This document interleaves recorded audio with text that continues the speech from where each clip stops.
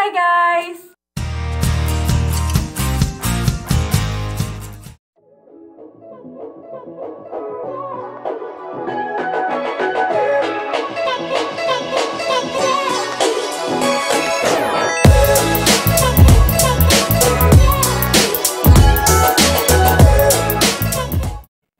Hai guys.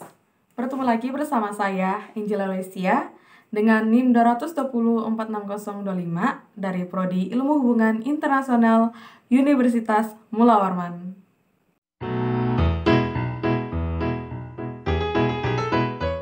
Baiklah teman-teman, sekarang ini kita telah masuk bagian pembahasan.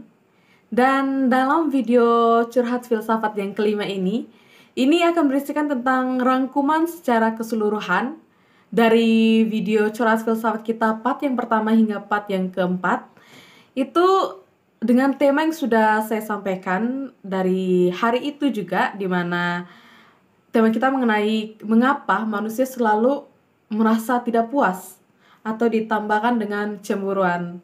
Dan kenapa kita manusia itu selalu mendapatkan masalah dalam hidup. Jadi, saya ingin sampaikan juga, kita pasti selama kita hidup sebagai manusia, pasti pernah berada di mana kita merasa hidup itu selalu kita dibebani dengan berbagai masalah, tidak kira itu secara internal ataupun secara eksternal.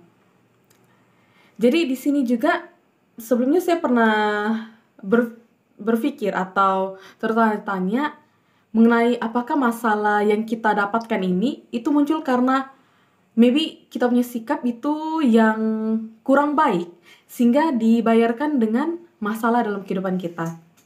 Ataupun apakah masalah hidup ini muncul karena kitanya saja yang menganggap itu sebagai suatu permasalahan. Jadi dalam hal tersebut itu bisa digambarkan menjadi dua pemikiran. Yang pertama itu theology thinking, yang kedua logic thinking. Jadi dalam pemikiran secara teologi atau secara religius gitu, alasan kenapa manusia sering mendapatkan suatu permasalahan itu karena Tuhan sendiri sengaja memberikan cobaan atau permasalahan kepada setiap manusia untuk melihat keimanan manusia tersebut. Jika dia bisa lolos, maka akan ada imbalan atau akan ada ganjaran yang bakal manusia dapatkan. Jadi dalam penjelasan ini, kenapa saya bisa mengatakan seperti itu? Karena saya telah mendapatkan dari ayat Quran, dari Alkitab, dan juga dari ajaran Buddha.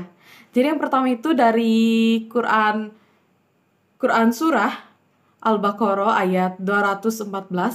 Di sini mengatakan bahwa apakah kamu mengira bahwa kamu akan masuk surga? Padahal belum datang kepadamu. Belum datang, maksudnya itu ialah percobaan. Dan sebagaimana halnya orang-orang terdahulu sebelum kamu. Mereka ditimpa oleh malapetaka dan kesengsaraan, serta digoncangkan dengan bermacam-macam cobaan, sehingga berkatalah Rasul dan orang-orang yang beriman kepadanya, bilakah datangnya pertolongan Allah? Ingatlah, sesungguhnya pertolongan Allah itu amat dekat. Jadi itu saya dapatkan dari suatu ayat dari Quran.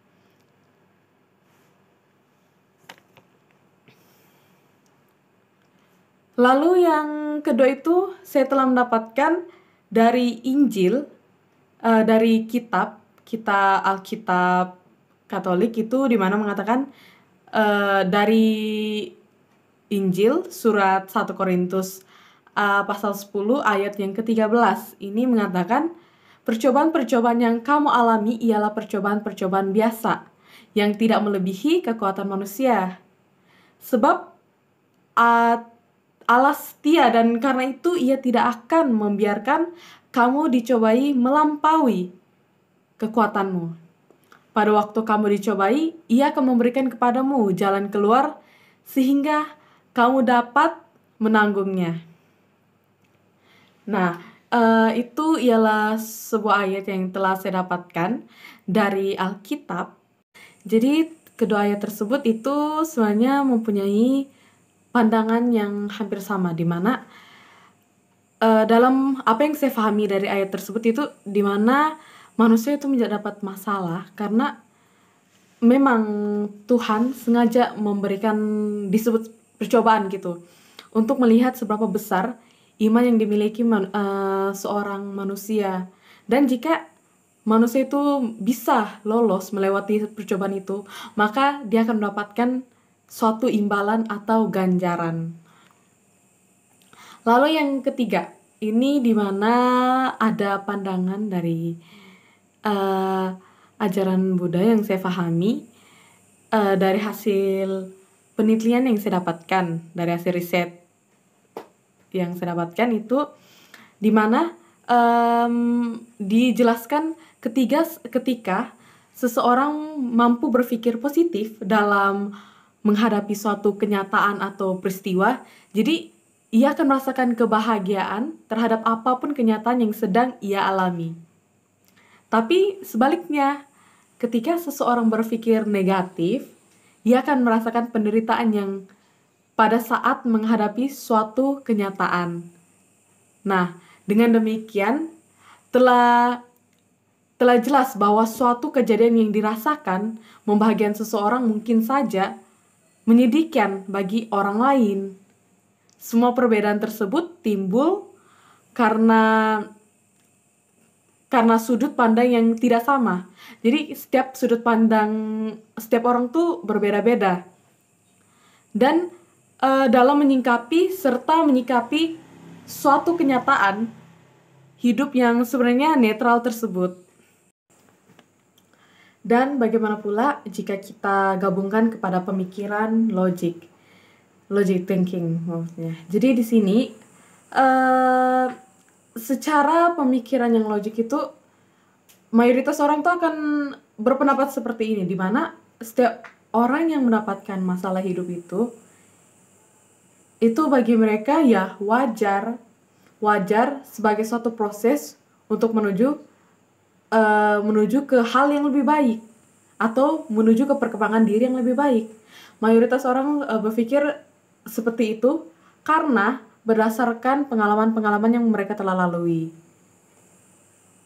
Kemudian kita lanjut di mana ada soalan yang mengapa manusia itu selalu memiliki perasaan yang tidak puas atau ditambah dengan cemburuan. Jadi di sini saya ingin menyampaikan salah satu pendapat dari seorang ahli yang bernama Carl Rogers. Itu dia memiliki pendapat bahwa pengalaman individu itu merupakan suatu fenomena logika yang dialami oleh individu itu sendiri. Dan juga dalam manusia itu memiliki kecenderungan untuk mencapai suatu kesempurnaan hidup. Dan dalam hal ini juga itu akan masuk ke dalam pemikiran logik atau kita lebih lebih sebut dengan kata lain logic thinking. Karena dalam soalan seperti ini tuh selalu hanya menggambarkan penalaran sikap yang terbatas. Dan dari sini dapat disimpulkan bahwa alasan manusia selalu muncul pemikiran atau perasaan yang ketidakpuasan atau kecemburuan itu ialah karena dirinya yang selalu memandang dan membandingkan apa yang dimilikinya dengan apa yang dimiliki orang lain. Jadi dalam hal ini saya ingin menggabungkan dengan ajaran dari Buddha tadi, yang mana setiap orang itu seperti contoh, saya merasa hal itu baik atau biasa saja, oke. Tapi menurut orang lain itu tidak sama. Jadi apakah dalam situasi kecemburuan ini suatu masalah? Iya. Itu sebenarnya masalah yang dimana menurut saya dan secara perspektif yang logik itu itu karena orangnya yang memikir untuk selalu membandingkan dengan apa yang mereka tidak punya. Baiklah teman-teman, sekian itulah tadi hasil pembahasan kita dengan merangkum semua kerangka penjelasan dari video curah filsafat yang pertama hingga yang keempat. Dan terima kasih karena telah menonton sampai habis, dan saya juga mohon maaf jika selama pembahasan tadi mungkin ada salah kata atau ada salah penjelasan yang kurang tepat. Dan semoga jumpa lagi di video akan datang. Dadah!